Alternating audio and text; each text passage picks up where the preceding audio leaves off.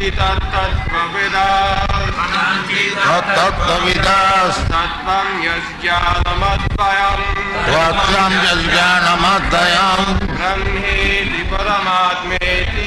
ब्रह्मेति परमात्मेति भगवानिति शब्दते वदन्ति तत्त्वविदास्तत्त्वं यज्ञानमद्वयम् ब्रह्मेति परमात्मेति भगवानिति शब्दते तत वह तत्विदः तत्वविदः विद्वान लोग तत्वम परम सत्य को यत् जो ज्ञानम ज्ञान अद्वयम अद्वैत ब्रह्म इति ब्रह्म नाम से जानने वाला परमात्मा इति परमात्मा नाम से जाना जाने वाला भगवान इति भगवान नाम से जाना जाने वाला शब्दते कहने वाले हैं। अर्थ व तात्पर्य शिल प्रभुपाद और शिल प्रभुपाद की अर्थ है परम सत्य को जानने वाले विद्वान अध्यात्मवादी तत्ववादी इस अद्वैत तत्व को ब्रह्म परमात्मा या भगवान के नाम से पुकारते हैं। तात्पर्य परम सत्य ज्ञाता तथा ज्ञेय दोनों हैं और उनमें कोई गुणात्मक भेद नहीं है। अतः ब्रह्म परमात्मा तथा भगवान गुणात्मक रूप से एक ही है। इसी को उपनिषदों के जिज्ञासु निर्विशेष ब्रह्म के रूप में, हिरण्यगर्भ या योगी जन अंतर्यामी परमात्मा के रूप में तथा भक्तवन भगवान के रूप में अनुभव करते हैं। दूसरों शब्द में भगवान अर्थात परमेश्वर का स्वरूप परम सत्य का अंतिम शब्द है। परमात्मा भगवान का आंशिक स्वरूप है और निर्विशेष ब्रह्म भगवान का वैसे ही तेज है जैसे कि सूर्य की किरणों सूर्यदेव के लिए हैं। कभी कभी उपर्युक्ता दोनों विचारधाराओं के अल्पज्ञ जिज्ञासु अपनी अपनी अनुभूति के पक्ष में तर्क करते हैं, किंतु जो लोग परम सत्य के वास्तविक दृष्टा है वे अच्छी प्रकार से जानते हैं कि एक ही परम सत्य के ये तीन लक्षण विभिन्न भिन्न दृष्टिकोण से विभिन्न भिन्न दिखते हैं। जैसे कि भागवत के प्रथम अध्याय के प्रथम श्लोक में कहा गया है, परम सत्य परम पूर्ण सर्वज्ञ और सापेक्षता के मोह के सर्वथा मुक्त है। इस सापेक्ष जगत में ज्ञाता अज्ञेय के ज्ञेय से भिन्न होता है, किंतु परम सत्य में ज्ञाता और ज्ञेय एक ही होते हैं। सापेक्ष जगत में ज्ञाता जीवंत आत्मा या पराशक्ति है, जबकि ज्ञेय निष्क्रिय पदार्थ या अपराशक्ति के रूप में होता है।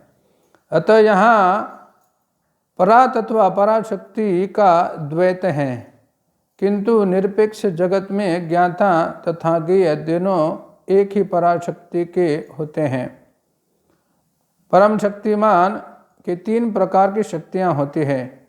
शक्ति तथा शक्तिमान में कोई अंतर नहीं होता, लेकिन शक्तियाँ की गुणवत्ता में अंतर होता है। परम जगत तथा जीवात्माएं एक ही पराशक्ति के बने हैं, लेकिन यह भौतिक जगत अपराशक्ति है।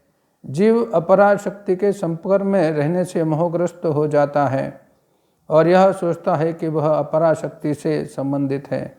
अतः भौतिक जगत में सापेक्षता का अभाव है, किंतु परम पूर्ण में ज्ञाता तथा ज्ञेय में अंतर नहीं होता और प्रत्येक वस्तु पूर्ण परम होती है। ओम अज्ञानतिमिरन्धस्य ज्ञानाञ्जनशलाकया चक्षुरुन्मीलितं येन तस्मै श्री गुरुवे नमः। जय श्री कृष्ण चैतन्य प्रभु नित्यानंद श्री अद्वैत गदाधर शिवासादि गौर भक्तवृंद। हरे कृष्णा कृष्ण कृष्ण हरे हरे हरे राम राम राम हरे हरे। बहुत ही महत्वपूर्ण श्लोक है। वदन्ति तत्तत्त्वविदः तत्त्वत् अज्ञानम् अद्वयम् ब्रह्मेति परमात्मेति भगवानिति शब्दते। परम सत्य को जानने वाले विद्वान अध्यात्म अद्वैत तत्ववादी इस अद्वैत तत्व को ब्रह्म परमात्मा या भगवान के नाम से पुकारते हैं। श्रीमद् भगवद गीता के दूसरे अध्याय के भगवान उवाच श्लोक जहाँ पे आता है, पहला ही जो श्लोक जहाँ पे भगवान कुतस्तव कश्मलमिदं विषमे समुपस्थितम् अनार्यजुष्टम् अस्वर्गम् अकृत्य कर्म अर्जुन। इस श्लोक में तात्पर्य में श्रील प्रभुपाद इस श्लोक का वर्णन करते हैं। मतलब भगवद गीता के दूसरे अध्याय के दूसरे श्लोक में श्रील प्रभुपाद ये जो श्लोक कहा वर्णन करते हैं भगवान की व्याप्ति बताने के लिए।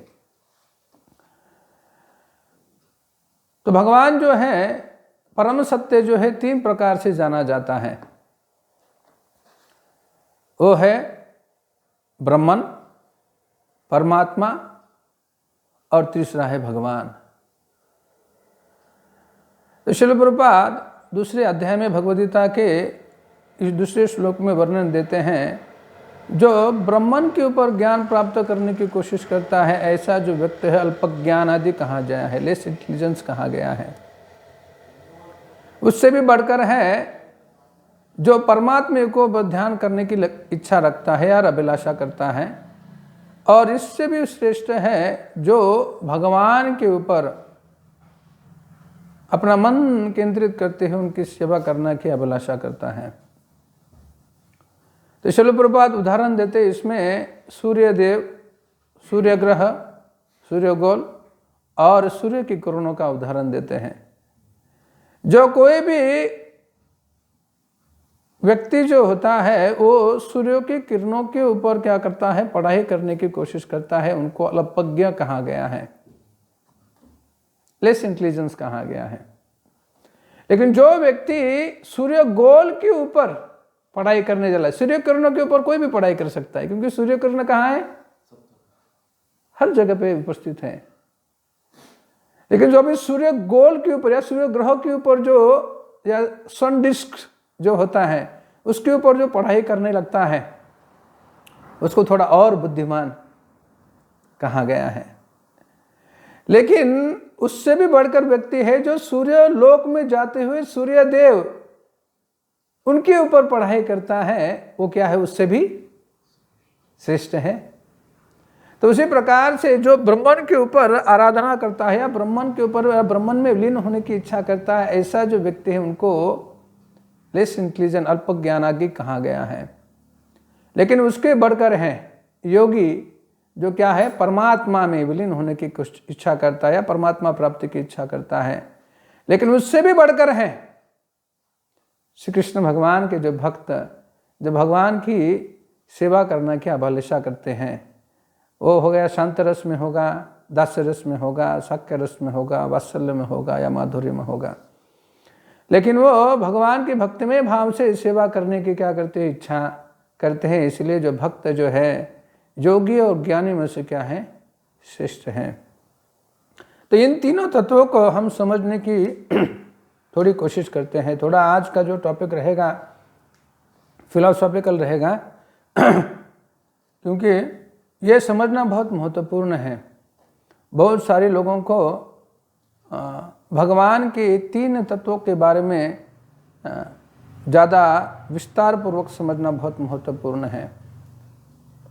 श्रीमद् भगवद गीता के 14वें अध्याय में 27वें श्लोक में श्री कृष्ण भगवान कहते हैं अर्जुन को, ब्राह्मणो ही प्रतिष्ठा हम अमृतस्य वयस्य च शाश्वतस्य धर्मस्य सुखस्य एकांतिकस्य च। तो श्री कृष्ण भगवान भगवद गीता के 14वें अध्याय में कह रहे हैं कि मैं क्या हूँ, ब्रह्म कैसा है या ब्रह्म ज्योति किस प्रकार से है, अमृतमय है, शाश्वत है, अव्यय है, निर्विशेष है, और उसका जो ब्रह्म ज्योति का जो आधार हूँ मैं ही हूँ। इस प्रकार से श्री कृष्ण भगवान भगवद गीता के 14 अध्याय में वर्णन करते हैं। लेकिन जो श्री कृष्ण भगवान के जो भक्त हैं वो इस उपनिषद में प्रार्थना करते हैं भगवान से कि क्या करो आप, हिरण्मयेन पात्रेण, भगवान आपका जो तेज है वो क्या करो, दूर हटाओ। जैसे एक उदाहरण से तरीके से देखा जाता है कि समझो अंधेरा अमावस्या की रात है और अमावस्या की रात से अभी क्या है, एक ट्रेन आ रहा है। किससे आ रहा है, एक बोगदे से बाहर निकल रहा है या टनल से बाहर निकल रहा है। तो जैसे ही ट्रेन टनल से बाहर निकल रहा है तो आपको पहले क्या दिखेगा, उसकी लाइट दिखेगी। मतलब कुछ तो तेज वाला व्यक्ति या तेज वाले व्यक्ति इस तरफ आने वाला है, बाद में उसका आवाज आएगा। अभी जो व्यक्ति जिसने अपने जीवन में कभी ट्रेन देखी ही नहीं है, तो जैसे ही बोगदे से बाहर से ट्रेन निकल रहा है तो वो समझेगा कि ट्रेन मतलब क्या है, लाइट है। अंधेरा है, अमावस्या की रात है, हर जगह अंधेरा छाया हुआ है, और ऐसे स्थिति में वो क्या कहेगा, ट्रेन मतलब क्या है, केवल, क्योंकि दिखती है क्या शुरू में, ट्रेन की क्या दिखेगी, लाइट दिखेगी। तो इसी प्रकार से जो ब्रह्मन या ब्रह्म ज्योति में लीन होने की इच्छा करने वाले और ब्रह्मन के ऊपर ध्यान करने वाले जो लोग होते हैं वो सोचते हैं कि केवल, जैसे भगवान ने कहा है कि ब्रह्म ज्योति का तेज कौन हूं, मैं हूं, हिरण ब्रह्मणो ही प्रतिष्ठा हूं, अमृतस्य वेश, मैं ही क्या हूं, ब्रह्म ज्योति का तेज हूं, भगवान ने कहा अभी 14वें अध्याय में। तो कुछ लोगों को समझेगा कि भगवान ने कहा है कि मैं तेज हूं, मतलब भगवान केवल तेज ही है। जैसे जिसने अपने जीवन में कभी ट्रेन देखा ही नहीं है वो समझेगा, क्या समझेगा, ट्रेन का मतलब क्या है, केवल लाइट ही है। लेकिन थोड़ी देर वो रुकेगा तो देखेगा यार ट्रेन का मतलब क्या होता है, लाइट भी है और क्या है, आवाज, ट्रेन का आवाज भी है। लेकिन कभी कभी इलेक्ट्रिक जो है तो उसका आवाज नहीं रहेगा, जैसे कि मेट्रो ट्रेन होता है उसका आवाज नहीं आता। तो वो देखेगा ट्रेन मतलब लाइट भी है और डब्बे डब्बे भी है। क्या है उसमें, डब्बे भी है, मतलब बुग्गी भी है उसको अटैच। तो मतलब ट्रेन मतलब क्या है, लाइट भी है और बुग्गी भी है। लेकिन जैसे ही ट्रेन नजदीक और आ जाएगी तो देखेगा अरे लाइट भी है, बुग्गी भी है और अंदर बैठने के लिए सीट भी है और अंदर लोग भी है। तो उसी प्रकार से जो व्यक्ति ब्रह्मन के ऊपर आराधना करता है वो सोचता है कि भगवान का ये तत्व जो है केवल लाइट ही है। क्या है, केवल प्रकाश ही है। लेकिन थोड़ा और उसमें क्या करता है, आराधना करने की कोशिश करता है, जानने की कोशिश करता है, तो वो सोचता है अरे रे ब्रह्मन भी है और क्या है, परमात्मा स्वरूप भी है। तो जो ज्ञानी जो लोग होते हैं वो ज्ञानी लोग क्या करते हैं, ब्रह्म ज्योति में विलीन होने की इच्छा करते हैं या ब्रह्म के ऊपर आराधना करते हैं। श्रीमद् भगवद गीता के 4थे अध्याय में श्री कृष्ण भगवान इसके बारे में वर्णन करते हैं। अभी मुझे श्लोक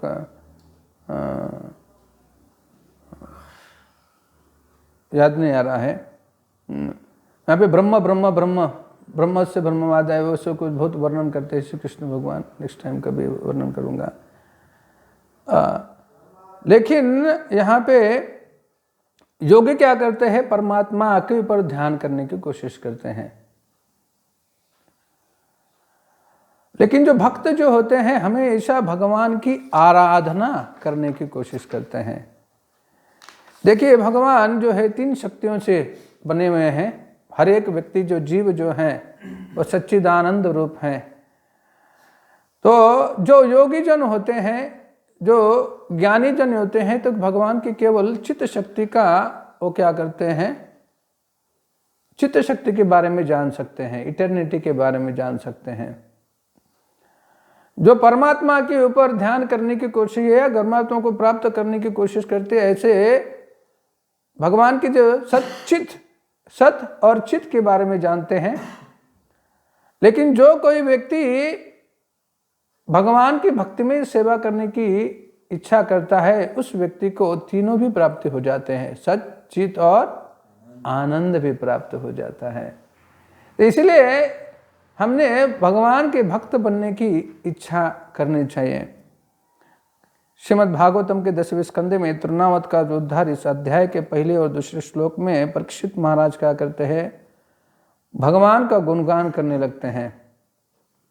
श्रीराजो वाच एन एन अवतारेण भगवान हरिश्वर करोति कर्ण रम्यानि मनोज्ञानी च न प्रभो यशुन्वतोप्यत्य अरतिर्वितृष्णा सत्वं सुशुद्ध्यत्य चिरेण पुंसः भक्तिर्हरो तत्पुरुषे च सख्यं तदेव हारं वद्मन्यसे चेत।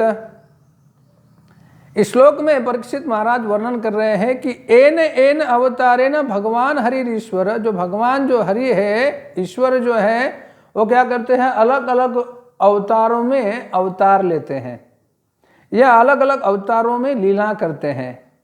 लेकिन जब कोई व्यक्ति क्या करता है, इन अवतारों के बारे में सुनता है, इन अवतारों के बारे में ज्ञान प्राप्त करने की कोशिश करता है, इन लीलाओं को सुनने की कोशिश करता है। और ये कैसी लीलाएं हैं? ये लीला है करोत कर्ण रम्यानि। ये जो कर्ण जो हैं, उन कर्णों को आनंद देने वाले हैं। और जैसे ही क्या हो जाएगा, करोति कर्ण रम्यानि, इन भगवान की लीलाओं का हम श्रवण करेंगे, तो श्रवण करने से क्या हो जाएगा, मन क्या हो जाएगा, हमारे जो कर्ण हैं वो भी तुष्ट हो जाएंगे और मन भी क्या हो जाएगा, आनंदित हो जाएगा। अभी यशुन्वतोप्यत्य अरतिर वितृष्णा, लेकिन जो कोई व्यक्ति क्या करेगा, इस कृष्ण भगवान की लीलाओं का श्रवण करेगा, तो क्या हो जाएगा, उनके हृदय के अंदर जो मल है, वो मल क्या हो जाएगा, शुद्ध हो जाएगा। तो इसलिए जो व्यक्ति क्या करेगा, भगवान की लीलाओं के बारे में श्रवण करता जाएगा, तो उसके हृदय के अंदर के जो मल है, जो गंदगी है, वो गंदगी क्या हो जाएगी, नष्ट हो जाएगी। तो इसी प्रकार से श्री कृष्ण भगवान इन ज्ञानी और योगियों को अपनी तरफ आकर्षित करने के लिए लीला करते हैं। जो ज्ञानी लोग हैं, वो भगवान के ज्ञान में, भगवान के जो मनुष्य जो 24 जो तत्व हैं, इन तत्वों को बारे में जानने की ही कोशिश करते हैं। लेकिन जो परमात्मावादी लोग हैं, इन 24 तत्वों से भेद कर हिरण्यमयन पात्रेण, हिरण्यमयन मतलब जो इस 24 तत्वों को भेद के आगे जाते हैं, इनको क्या कहा जाता है, योगी कहा जाता है। श्रीमद् भगवद गीता में 6ठे अध्याय में श्री कृष्ण भगवान बहुत अच्छी तरह से वर्णन करने हैं। तपस्वीभ्यो दिखो योगी ज्ञानीभ्यो च मतोधिकः कर्मीभिश्च दिखो योगी तस्माद् योगी भवार्जुन। कर्मियों से श्रेष्ठ है तपस्वी, तपस्वी से श्रेष्ठ है ध्यानी, और ध्यानी से श्रेष्ठ है योगी। श्री कृष्ण भगवान यहाँ पे वर्णन कर रहे हैं। मतलब जो कर्मी लोग हैं उससे श्रेष्ठ है जो तत्ववादी हैं, तत्ववादी से श्रेष्ठ है तपस्वी, तपस्वी से श्रेष्ठ है योगी। लेकिन श्री कृष्ण भगवान 6ठे अध्याय के आखिरी श्लोक में वर्णन करते हैं, योगिनाम अपि सर्वेषां मद्गते अंतरात्मना श्रद्धावान भजतो ये माम समय युक्त तमामतः। लेकिन योग में सर्वश्रेष्ठ कौन है, जब भगवान की क्या करता है, प्रेममयी सेवा करता है, वो क्या है, सर्वश्रेष्ठ है। तो इसलिए ना ब्रह्मन ना परमात्मा, भगवान की परम भक्ति की सेवा करने की अभिलाषा क्या करनी चाहिए, हमने रखनी चाहिए। और जैसे हम भगवान की सेवा करने की इच्छा करेंगे तो क्या हो जाएगा, हमको ब्रह्मन का भी ज्ञान आ जाएगा, परमात्मा का भी ज्ञान आ जाएगा, और भगवान के जो तत्व हैं, भगवान की लीलाओं के ज्ञात होने का भी अनुभव प्राप्त हो जाएगा। श्रीमद् भागवतम में 3 उदाहरण हैं जो ब्रह्मन की प्राप्ति के लिए लालसित थे। जो ब्रह्म ज्योति में विलीन होने की इच्छा करते थे, जो ज्ञानी थे, लेकिन जब उन्होंने भगवान के भक्त और भगवान की लीलाओं का श्रवण किया और भगवान से निगडित वस्तुओं का आस्वादन किया, तब उन्होंने जाना कि ब्रह्मन से भी श्रेष्ठ जो है भगवान, और उन्होंने इच्छा की भगवान की प्रेममयी सेवा करके भगवान का दास बनने की। जब उसमें से पहला जो उदाहरण आता है चतुष्कुमार का आता है। श्रीमद् भागवतम के 3 स्कंद के 15 अध्याय में चतुष्कुमार जब वैकुंठ लोग जाते हैं, 7वां एक पहला गेट जो होता है पार करते हैं, दूसरा गेट पार करते हैं, तीसरा गेट पार करते हैं, 7वें गेट में जय और विजय क्या करते हैं, उनको रोकते हैं। चतुष्कुमार उनको श्राप देते हैं, और जैसे ही चतुष्कुमार श्राप देते हैं तो भगवान तुरंत वहां पे दौड़ के आ जाते हैं। और जैसे ही भगवान क्या हो जाते हैं, दौड़ के आ जाते हैं चतुष्कुमार को मिलने के लिए। चतुष्कुमार तो ज्ञानी है, उनको ब्रह्म ज्योति में विलीन इच्छा है, वो ब्रह्म के ऊपर क्या करते हैं, ध्यान करते हैं। ऐसे जो चतुष्कुमार जब भगवान आ रहे हैं तो भगवान के चरण कमल के ऊपर लगी हुई जो तुलसी है, पर सुंदर श्लोकों में वर्णन आ जाता है। तस्यारविंद नयनस्य पदारविंद किंजल्प मिश्र तुलसी मकरंद वायु अंतर्गत स्वविभरेण चकार तेषाम संक्षोभम अक्षर जुषम अपि चित्त तन्मोह। तो जैसे ही ये चतुष्कुमार क्या करते हैं, कुंजल्प मिश्र तुलसी मकरंद वायु, जैसे भगवान आ रहे हैं तो वायु क्या करता है, भगवान के चरण कमल के ऊपर लगी हुई जो तुलसी है, उस तुलसी का जो सुगंध जो है वो क्या लेता है, एक दूसरे से ये चतुष्कुमार जहाँ पे खड़े हैं वहाँ पे आ जाता है। और वो जैसे ही चतुष्कुमार क्या करते हैं, भगवान के चरण कमल के ऊपर लगी हुई जो तुलसी है उस तुलसी का सुगंध लेते हैं, तुरंत उनका जो ब्रह्म ज्योति का ज्ञान प्राप्त करने या ब्रह्म विलीन होने की जो इच्छा जो है वो क्या हो जाती है, समाप्त हो जाते हैं। तो केवल भगवान के भक्त के संग में आके भगवान के तदीय, भगवान से निगडित जो चीजें, उस चीजें से निगडित हम जब आ जाते हैं तो ब्रह्मन क्या हो जाता है, ब्रह्मन का जो भाव है क्या हो जाता है, समाप्त हो जाता है। इसलिए जो नवविधा भक्ति है, इस नवविधा भक्ति में हर चीज जो है बहुत महत्वपूर्ण है। इसलिए हम क्या करते हैं, भगवान को अर्पित किए हुए जो फूल हैं उन फूल का क्या कर लेते हैं, सुगंध लेते हैं। तो भक्ति रसामृत सुंदर में भी उसका बहुत सुंदर तरीके से रूप गोस्वामी वर्णन करते हैं। जो भी कहे धूप लगाए हुए हैं या फूल अर्पण किया हुआ है, उसे जैसे मंत्र का उच्चारण करने, जैसे क्या होता है, सांप डस लेता है, किसी को विषारी सांप जब डस लेता है तो क्या इसका विष जो है पूरे शरीर में घोलने लगता है, लेकिन जैसे ही मंत्र उच्चारण करते हैं तो वो विष उतर जाता है। उसी प्रकार से जो कोई व्यक्ति भगवान के चरण कमल के ऊपर अर्पित किए हुए जो पुष्प हैं या भगवान को अर्पण किया हुआ जो धूप है उसका सुगंध लेता है, तो उसके हृदय के अंदर जो कल्मश है वो क्या हो जाते हैं, समाप्त हो जाते हैं।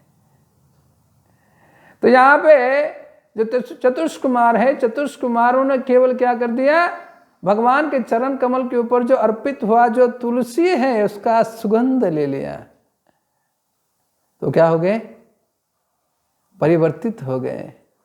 उसी प्रकार से सुखदेव गोस्वामी, वो भी क्या थे, ज्ञानी थे, और उसी प्रकार से वो भी इच्छा कर रहे थे ब्रह्म विलीन होने की। लेकिन जब व्यासदेव के जो शिष्य थे उन्होंने एक श्लोक का उदाहरण किया श्रीमद् भागवतम के 3 स्कंद के 2 अध्याय में, अहो बकीयम सनकालकूटम जिघांसया पायदप्य साधवी असाधवी लेभे गतिम धात्री उचितम ततोन्यम कम वा दयालु शरणम रजेमा।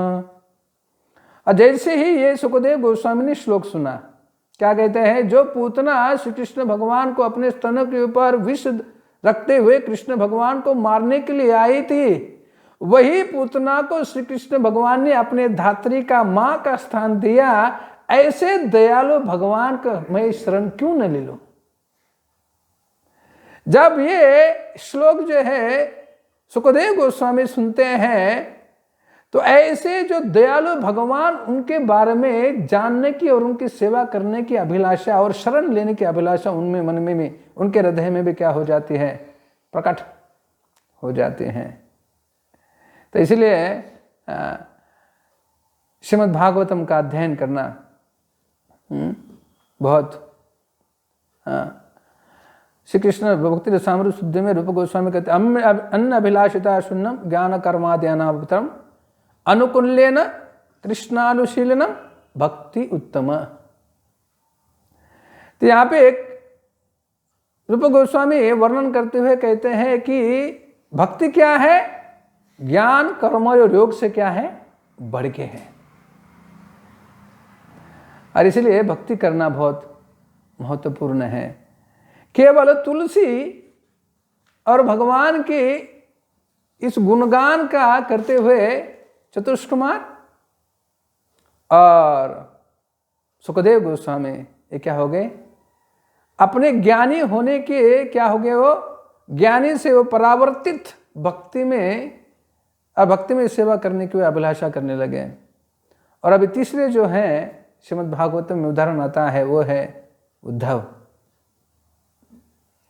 उद्धव भी बृहस्पति के शिष्य हैं और श्री कृष्ण भगवान के सबसे बड़े सखा थे, सबसे निकटवर्ती थे। और इतना होने के पश्चात भी वो अपने आप को बहुत ज्ञानी समझते थे। और ये जो छोटा सा अहंकार श्री कृष्ण भगवान ने देखा और श्री कृष्ण भगवान ने क्या किया? उद्धव को कहाँ भेजा? वृंदावन भेजा। जाओ क्या करो, जितनी भी सारी गोपियां हैं उनको सांत्वन करो, मेरे विरह में क्या कर रहे हैं? वो रो रहे हैं, आप क्या करो, उनको थोड़ा सांत्वना दे दो। और उद्धव अपने आप को खुद को बहुत ज्ञानी समझते थे और वो सोचते थे ये टास्क बहुत छोटा टास्क है। समझना ये है ना, भगवान के बारे में कृष्ण भगवान भगवान है, परम पुरुष है, ईश्वर परम कृष्ण सच्चिदानंद विग्रह अनादिर आदिर गोविंद सर्व कारण कारण है, इसको भगवान के बारे में बताना। और वो भी गोपियां और गोप जिनका केवल व्यवसाय क्या है? दूध निकालना, दूध बेचना, दही करना, मक्खन निकालना। ऐसे लोग अनपढ़ ऐसे नहीं, ऐसे लोगों को केवल कृष्ण भगवान के बारे में बताना है और कृष्ण भगवान के विरह में ऐसे जो गोपियां हैं और गोप है उनको समझाना है। अरे बहुत इजी टास्क है। क्या है? बहुत इजी टास्क है। तुरंत जाता हूं और वापस आ जाता हूं। लेकिन जैसे ही उद्धव क्या करें, वृंदावन चले गए और वृंदावन में जाने के पश्चात में हर एक गोप और गोपी के बारे में उनके श्री कृष्ण भगवान के प्रति जो प्रेम है उस प्रेम के भाव को वो देखने लगे तो अपना ज्ञान भूल गए और उन्होंने भी इच्छा किया। जो ज्ञानी उद्धव थे वो परिवर्तित हो गए, परिवर्तित होके वो भी इच्छा करने लगे भगवान की सेवा की नहीं, भगवान के भक्त के बारे में वो सोचने लगे। आसाम अहो चरण रेणु जुषाम अहम श्याम। क्या वर्णन कर रहे हैं उद्धव जी? उद्धव जी वर्णन कर रहे हैं कि वृंदावने किम अपि गुल्मलताओषधीना। मैं क्या बनूं? मैं एक कृपर गुल्मलता या घास का तिनका मैं वृंदावन में बनूं। जो ज्ञानी बन के आए थे, ज्ञान का टोप लेके हैं, मस्तिष्क के ऊपर क्या कहे थे? ज्ञान का भाव लेके हुए आए हुए जो उद्धव जो है वृंदावन के गोपियों को मिलते हैं और गोपियों को मिलने के पश्चात में अपना जो मुकुट जो है क्राउन जो हो क्या करते हैं, नीचे रखते हुए वो प्रार्थना कर रहे हैं। क्या प्रार्थना करते हैं? मैं एक घास का तिनका बनूं, वृंदावन किमपि गुल्म लताओषधीना। मैं क्या बनूं? एक गुल्म लता बनूं, कृपर। क्यों? क्योंकि जब गोपियां क्या करेगी, यहां से चलेगी तो कभी वो मेरे ऊपर अपना पैर, मेरे सर के ऊपर अपना पैर रखेगी, और मेरे सर के ऊपर पैर रखने के बाद क्या हो जाएगा, उनके चरण की धूलि मेरे माथे के ऊपर लगेगी। आसाम अहो चरण रेणु जुषाम अहम श्याम, वृंदावने किमपि गुल्मलताओषधीना। या दुष्टजम स्वजनम अर्यपथम च हित्वा, भेजिर्मुकुंद पदवीं श्रुतिभिर्विमग्र्याम्। तो जो तीन जो ज्ञानी थे, चतुष्कुमार,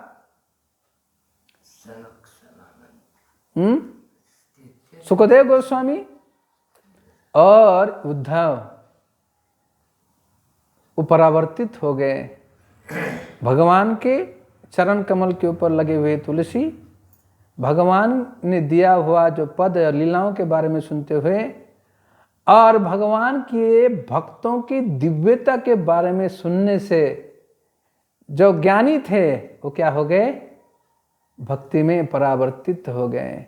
इसलिए हमेशा अपने जीवन में भगवान के जो भक्त हैं, इनका संग जब करेंगे तो ब्रह्मन की भी प्राप्ति हो जाएगी, परमात्मा की भी प्राप्ति हो जाएगी, और भगवान की भी क्या हो जाएगी, प्राप्ति हो जाएगी। तो यही अभिलाषा हमको यहाँ पे करना है।